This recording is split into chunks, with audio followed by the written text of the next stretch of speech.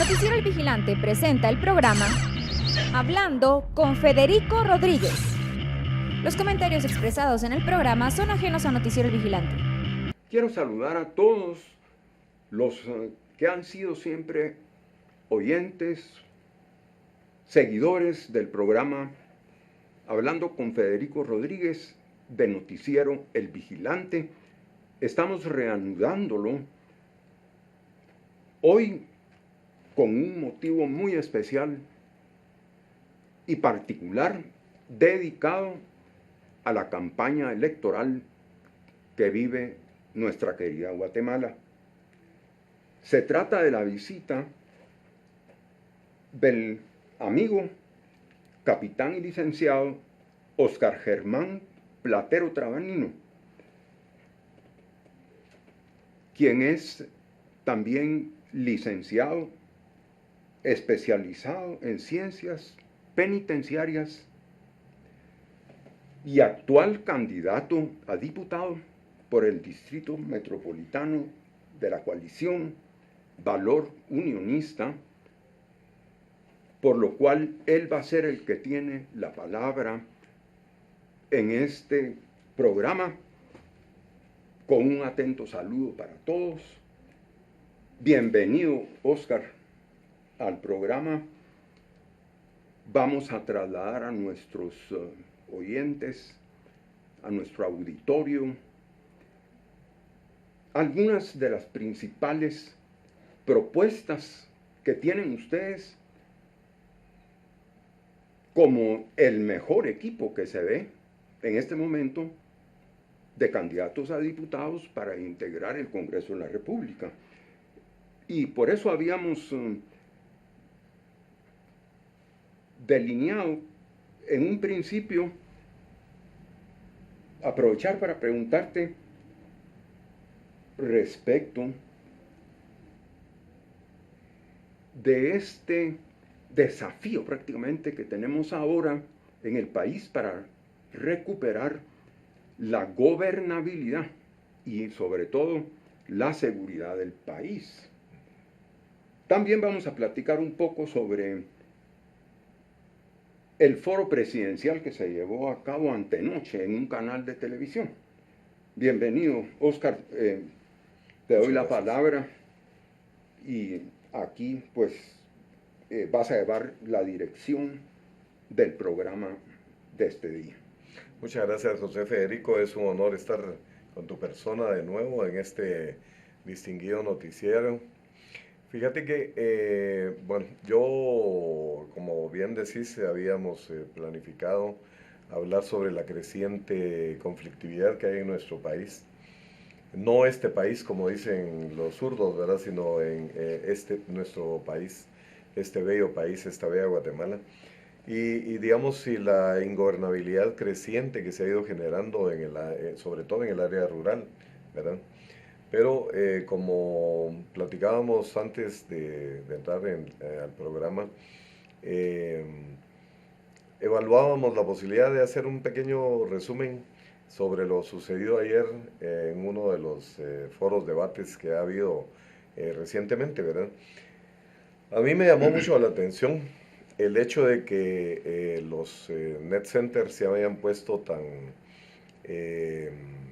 virulentos o proactivos como pudiéramos pensar, porque cuando yo estaba viendo el programa y estábamos analizando más o menos lo que estaba sucediendo, vimos que uno de los candidatos, en este caso Edmond Mulet, apareció ya con una encuesta en la cual él encabezaba con un 98% de aceptación del auditorio. O sea, en realidad no la supieron hacer, pues. O sea, yo creo que hasta para eso hay que tener estilo, hay que tener un poco de creatividad. Porque ¿quién iba a pensar que solo que hubieran estado amontonados o listos, prestos y dispuestos, ya siguiendo instrucciones los del Net Center de él, para que todos votaran simultáneamente? O sea, fue una lluvia de información la que llegó en determinado momento. Eso lo que hace es quemar el procedimiento de ellos, porque en realidad lo que vemos es que no se le está dando a la población en ese derecho de opinar y de participar no se le está dando las condiciones necesarias, se está manipulando hasta eso. Entonces, pues a mí me pareció burdo, es la realidad. Y cuando fuimos analizando, yo creo que lo hicimos todos los guatemaltecos que estábamos, que tuvimos la oportunidad de hacerlo en ese momento, pudimos ir evaluando los perfiles de cada quien, cada uno de los candidatos, y sobre todo sus respuestas, pues, ¿verdad? Porque yo te agradezco este programa. La realidad es que los espacios, así como el que da el vigilante, son escasos en este momento en nuestro país. Y desgraciadamente la ley electoral y de partidos políticos como que es un cepo que se hubiera puesto digamos, a estos ejercicios de debatir, de poder generar ideas, de poder exponer perfiles de proyectos, agendas legislativas, o sea, de orientar al pueblo de Guatemala en primer lugar sobre quiénes son los que nos estamos proponiendo o quienes estamos participando hacia un puesto de elección popular. En segundo lugar, los proyectos políticos, pero sobre todo, no solo su dirigencia. Nosotros tenemos en el Partido Valor una gran dirigente, tenemos alguien como Suri Ríos que tiene un perfil como una estadista. Ella fue formada profesionalmente en Europa y pues lo demuestra con cada una de sus intervenciones. Bueno, sí, como una interrupción al respecto. Tenemos el caso muy importante de todo lo escrito por el doctor Armando de la Torre, uno de los catedráticos más antiguos de la Universidad Francisco Marroquín, con quien, por cierto, pues, este servidor recibió clases en el año 1978, con el doctor Armando de la Torre, desde el primer semestre en la Universidad Francisco Marroquín. Era maestro especialmente de lógica y dentro de la Facultad de Derecho de distintas clases, un gran catedrático que últimamente ha expuesto en artículos que podrían hasta formar un pequeño libro sobre la formación que tiene la candidata presidencial de la coalición Valor Unionista, la licenciada Suri Maite Ríos Sosa, para ser presidente de Guatemala. Es una exposición completa de uno de los catedráticos más destacados que han existido en todas las universidades de Guatemala, como lo representa el doctor Armando de la Torre. En efecto. Sí. Fíjate que digamos, ¿no? Digamos, acotando y apoyando, respaldando lo que afirmas. Yo tengo el honor de ser amigo del doctor Armando de la Torre. ¿Cómo no? Martel, también uno de los hombres más distinguidos y uno de los hombres preclaros que en realidad dieron brío a la Universidad Francisco Marroquín desde su creación.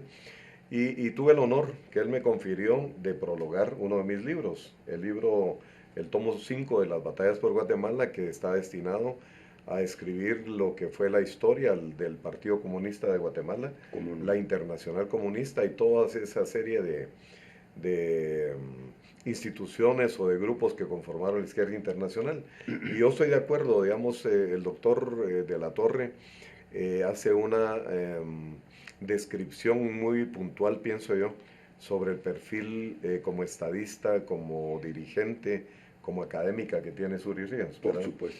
Y eso pues nos viene a respaldar, digamos, nuestra opinión. O sea, no es cuestión de que nosotros antojadizamente lo estemos diciendo o solo porque nosotros tenemos una afinidad con ella.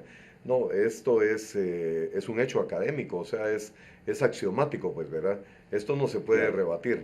Y eso lo quedó demostrado, por ejemplo, cuando nosotros analizamos cada uno de los candidatos. A mí me da sorna, me da risa, me da cólera por ratos, cuando yo analizo, por ejemplo, las intervenciones de Sandra Torres, ¿verdad? Por supuesto. Para principiar, en uno de mis libros yo describo cómo ella, una ex miembro de la ORPA, una ex terrorista, que fue amante del comandante Isaías, y su nombre legal de Isaías era Valdizón Núñez, según recuerdo, y cómo ellos crearon secuestros, destruyeron infraestructura, cómo ellos hicieron grandes ofensivas en contra del empresariado guatemalteco, en contra de las poblaciones del interior, y ahora viene dándose baños de pureza, y ella dice que viene a poner orden, según ella, y organización y no sé qué cosas más, en realidad que se convirtió en cristiana, dice. Si ellos son ateos por naturaleza, los marxistas, y ella es marxista-leninista, entonces ¿cómo vamos a creer nosotros? Yo creo que ni mis nietos, ni cualquier persona que tenga un poco de criterio puede pensar en esta persona y una posible reconversión. Y cuando ella habla de la corrupción, cuando ella habla en el tema de ayer, por ejemplo, que era educación, ella se le olvida que fue precisamente una de sus ministros, todo el gabinete de la UNE estuvo preso. Imagínense eso. Guatemaltecos, recuérdense, decía Santayana, quien no conoce su historia está sentenciado a repetirlo. Todo el gabinete de Sandra Torres, porque ella era la que gobernó, no Colom. Colom solo se mantenía borracho. Es la realidad, que en paz descanse, pero así era. Entonces, ¿cómo puede ser que alguna gente piense que ella se puede haber reconvertido? O que ella va a liderar una lucha contra la corrupción y va a ser transparente si todo su gabinete estuvo preso.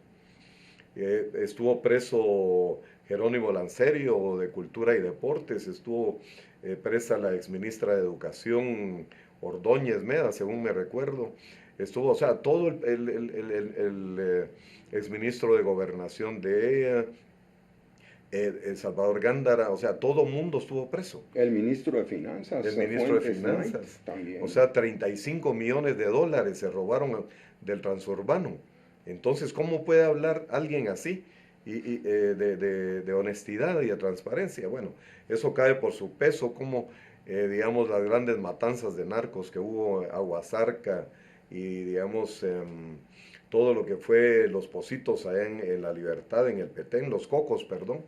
Entonces, todo esto hay que recordar, que no se nos olvide, estamos frente a alguien que estuvo luchando en contra del Estado, en contra de la democracia, a través de las armas, alimentada, financiada y dirigida desde el exterior. ¿Cómo puede ser patriota una persona así? ¿Cómo puede hablar de educación si su ministra estuvo presa? O sea, con altos índices de corrupción, su ministra de Educación. Bueno, por un lado. Por otro lado, yo veo que, digamos, dentro de quienes estaban participando también el señor Edmond Mulet, él viene y empieza a atacar a un sector sindical y a su dirigencia. Yo creo que independientemente de que hubiese razón o no, yo lo que critico es que cuando él fue cuando él fue presidente del Congreso, él tuvo en sus manos y él llegó, recuerden, guatemaltecos, quien no conoce su historia está sentenciado a repetirla, él llegó a través de una alianza que se dio entre UCN, entre el MAS del presidente Serrano y entre la ADC. ¿Se recuerdan la ADC? ¿Se recuerdan Vinicio Cerezo? Que precisamente, discúlpame pues la interrupción de nuevo, pero la democracia cristiana en ese gobierno del presidente Vinicio Cerezo, con su mayoría de diputados, fue el partido que vició la institucionalidad de Guatemala, creando una serie de sindicatos, es decir, autorizando la creación por medio de unas leyes realmente inconstitucionales que permitían crear sindicatos en las instituciones del Estado, que se encontraba hasta la llegada de ese gobierno regida únicamente por la ley del servicio civil. De manera que el licenciado Edmond Mulet, como presidente del Congreso y con esa gran mayoría de diputados, estaba en el momento preciso para haber abolido esos sindicatos ilegales. Sí, pero ahora resulta que él, todo eso, parece que lo quiere esconder, barrer y meterlo debajo de una alfombra. Así es. Como si la gente no tuviera memoria. Así es. Lo que pasa es que nuestro pueblo olvida rápidamente. Pero yo me recuerdo cuando Cerezo estaba, tal vez se recuerdan ustedes que él tenía una risa así mera sarcástica, rara, cuando se inflaba. Decían que usaba alcaloides, no sé. Pero el tema es que cuando él estaba así, así con esas características de quienes lo hacen, él decía es la música, la democracia, así pues.